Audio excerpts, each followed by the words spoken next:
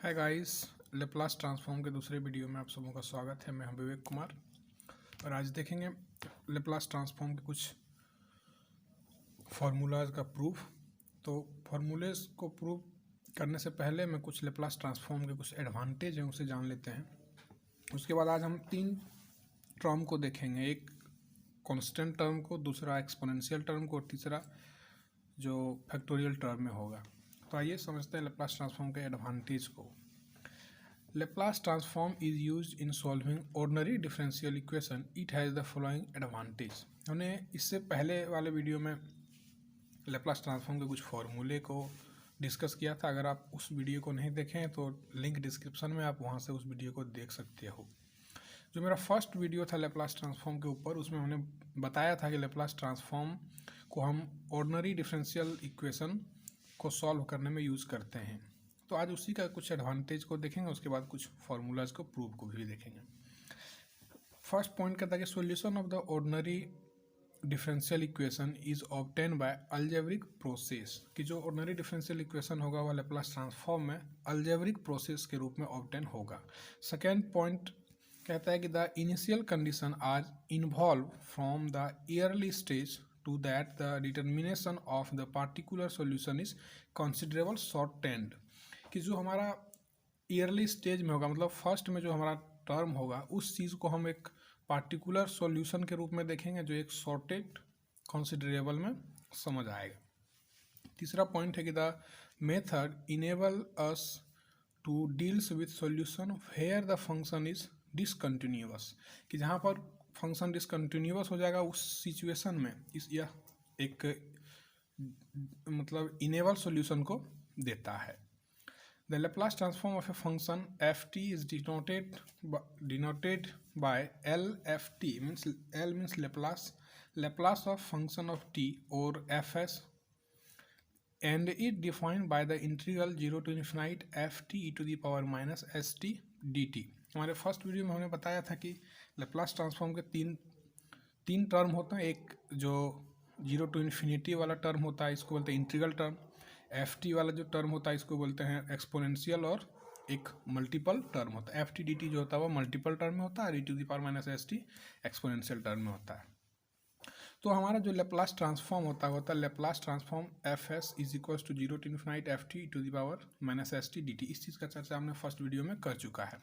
तो अगर आप उस वीडियो को नहीं देखें तो डिस्क्रिप्शन में लिंक है, वहाँ से आप समझ सकते हो। Where S is positive constant such that F T E to the power minus S T covers as T tends to infinity, जो उसका फंक्शन ऑफ टी या एक्सपोनेंशियल टर्म होगा उसका जो टी है वो क्या करेगा कि कवर्स करेगा टी टेंड्स टू इन्फिनिटी, उससे आगे नहीं हो सकता है। तो अब हमारे इस वीडियो में लेप्लास ट्रांसफॉर्म के एडवांटेज को देखा, अब कुछ फॉर्मूलेज को प्रूव करेंगे। तो गाइस, मेरा जो सबसे फर्स्ट क्वेश्चन है वह फॉर्मूला जो है वो find the Laplace transform of constant function F T is equals to A. जब हम किसी कांस्टेंट टर्म का लेप्लास ट्रांसफॉर्म करते हैं, जैसे F T is equals to A दिया हुआ है, तो इसका जो लेप्लास ट्रांसफॉर्म एफ एस होगा वह होगा 1 बाय ए बाय एस। इसका जो लेप्लास ट्रांसफॉर्म होगा, आज ट्रांसफॉर्मेशन होगा वह होगा ए बाय एस। इसी चीज़ को आज हम प्रूव करेंगे कि अगर किसी कांस्टेंट फंक्शन का लेप्लास करते हैं तो वह ए बाय एस आता है। तो चलिए स्टार्ट करते हैं इसको लेप्लास ट्रांसफॉर्म को। तो L F T is equals to F S, ये मेरा लेप्लास ट्रांसफॉर्मेशन का इक्वेशन है, जो होता है 0 to infinity E to the power minus S T F T D T. अब इस एफ टी के जगह पर हम क्या करेंगे कि ए को बिठाएंगे, क्योंकि मेरा फंक्शन जो है वह ए है। तो यहाँ से मेरा जो टर्म आएगा वो हो जाएगा 0 to infinity E to the power minus S T into A into D T. अब हमें ए जो है वह क्या कॉन्स्टेंट टर्म है, तो इस टर्म को हम क्या करते हैं कि इंटीग्रल टर्म से बाहर कर लेते हैं। तो यहाँ से कॉन्स्टेंट टर्म ए बाहर आएगा, 0 to infinity E to the power minus S T into D T. अब इससे आगे जो होगा ए एक्सपोनेंशियल टर्म का जो डिफ्रेंशिएट हम करेंगे तो आएगा E to the power minus S T by minus A. इसका जो अपर लिमिट और लोअर लिमिट है उसको ऐसे का पुट करेंगे 0 to infinite।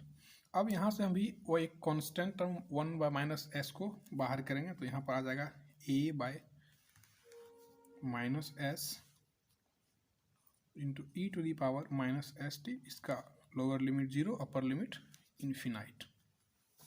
अब यहाँ से हम क्या करेंगे, अपर लिमिट और लोअर लिमिट को पुट करेंगे, तो a by minus A into E to the power infinity minus E to the power 0।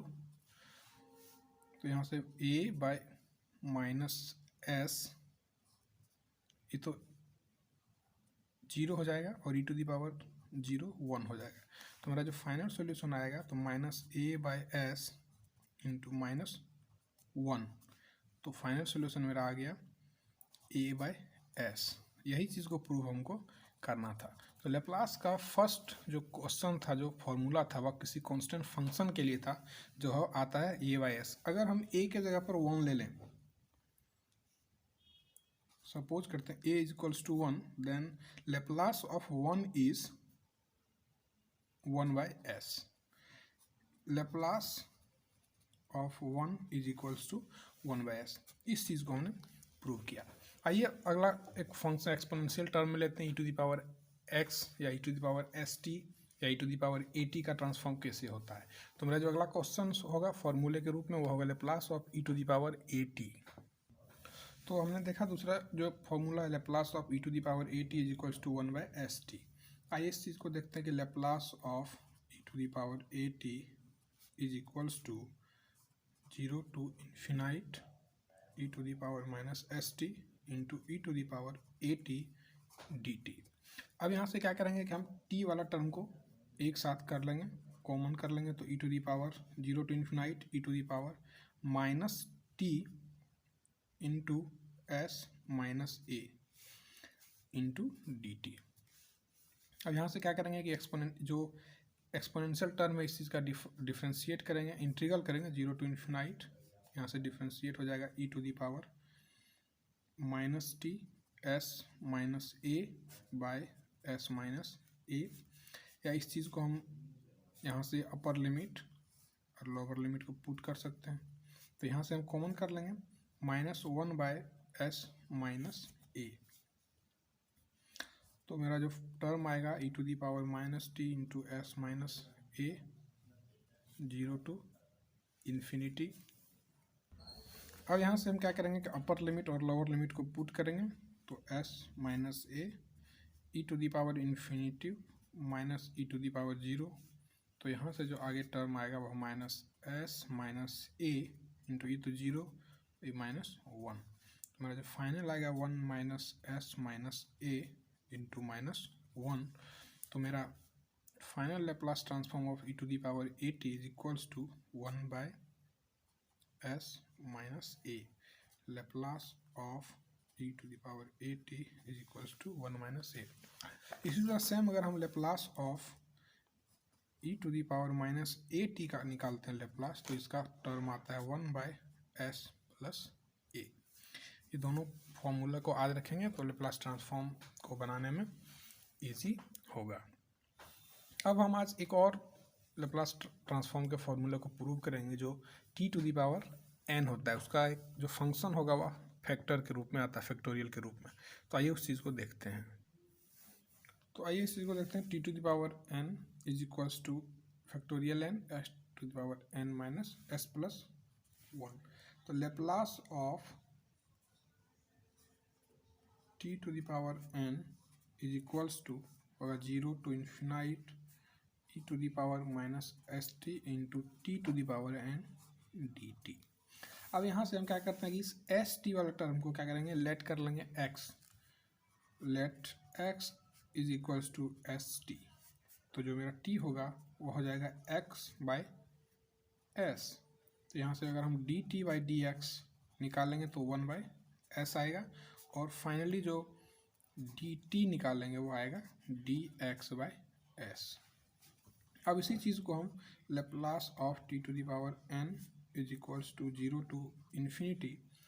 अब इस एस टी के जगह पर क्या करेंगे, हम एक्स को पुट करेंगे, या इस एक्सपोनेंशियल वाले टर्म में हम एक्स बाय एस को भी पुट कर सकते हैं। टी के जगह पर X by S to the power N, T to the power N के जगह पर into E to the power minus X into D T के जगह पर हम क्या करेंगे कि D T equals to D X by S, जो मेरा निकाला हुआ है एस, यहाँ से अब हम इंटीग्रेट करेंगे तो ये टर्म क्या हो जाएगा, X zero to infinite x to the power N into E to the power minus X. यहाँ से हम 1/s को क्या किए हैं, बाहर कर लिए, 1/s to the power N into 1/s इस डी x/s से 1/s को बाहर कर लिए, यहाँ पर मेरा बच गया dx। अब आगे जो टर्म आएगा वह आएगा zero to infinite x to the power N into E to the power X by, इस दोनों का अगर बेस से हमें तो पावर ऐड हो जाता है तो यहाँ से मेरा आ जाएगा S to the power N plus 1, क्योंकि दोनों का base S to the power N, S to the power कुछ नहीं तो 1 है, तो यहाँ से दोनों का पावर जुटेगा तो S to the power N plus 1 हो जाएगा। अब यहाँ से S to the power N plus 1 को हम क्या करते हैं, कॉन्स्टेंट वाले टर्म को बाहर कर लेंगे, तो यहाँ से आ जाएगा 1/s to the power N plus 1 into zero to infinite x to the power N into E to the power minus X into dx, यहाँ पर dx होगा, सॉरी। तो अब यहाँ से हमको जो टर्म दिख रहा है X to the power N zero to infinite x to the power N into E to the power minus x dx, इसको हम बोलते हैं गामा फंक्शन। गामा फंक्शन जो किसके बराबर होता है, तो ये होता है कि n प्लस 1 के बराबर होता है। तो यहाँ से हम इस चीज़ को लिख सकते हैं कि 1/s to the power n plus, यहाँ से जो टर्म हमको दिख रहा है 1/s to the power n plus 1 zero to infinite x to the power n into E to the power minus x dx, तो ई वाला जो टर्म है zero to infinite x to the power n minus E to the power x dx, इसको बोलते हैं gamma function, जो किसके बराबर होता है, जो होता है √n प्लस 1 के बराबर। और इस टर्म को अगर हम लिखे 1/s plus x to the power n plus 1, और इस टोटल टर्म को हम क्या करेंगे, तो √n प्लस 1 लिखेंगे, √n प्लस 1। तो मेरा जो टर्म आएगा वह क्या हो जाएगा, √n plus 1/s to the power n plus 1। और हमें पता है कि √n प्लस 1 जो होता है वह किसके बराबर होता है, तो फैक्टोरियल n के बराबर होता है। तो इस जगह पर √n प्लस 1 के जगह पर क्या पुट करेंगे, फैक्टोरियल n पुट करेंगे। तो मेरा जो टर्म आएगा t to the power n, Laplace of T to the power n equals to √n plus 1 s to the power n plus 1। तो यहाँ से हम √n प्लस 1 को लिख सकते हैं फैक्टोरियल n, तो Laplace of T to the power n is equals to होता है factorial n by s to the power n plus 1। ये मेरा तीसरा फॉर्मूला था लेप्लास ट्रांसफॉर्म का, जो इस चीज़ को इस प्रकार से भी लिख सकते हैं factorial n by s to the power n plus 1। तो मेरा फाइनली जो Laplace of T to the power n आया is equals to factorial n by s to the power n plus 1। तो आई होप ये video आपको समझ में आया होगा। अगर अच्छा लगे तो वीडियो को लाइक करें, अपने दोस्तों के साथ शेयर करें और सब्सक्राइब करें। आज के लिए इतना ही, मिलते हैं अगले वीडियो में, तब तक के लिए धन्यवाद।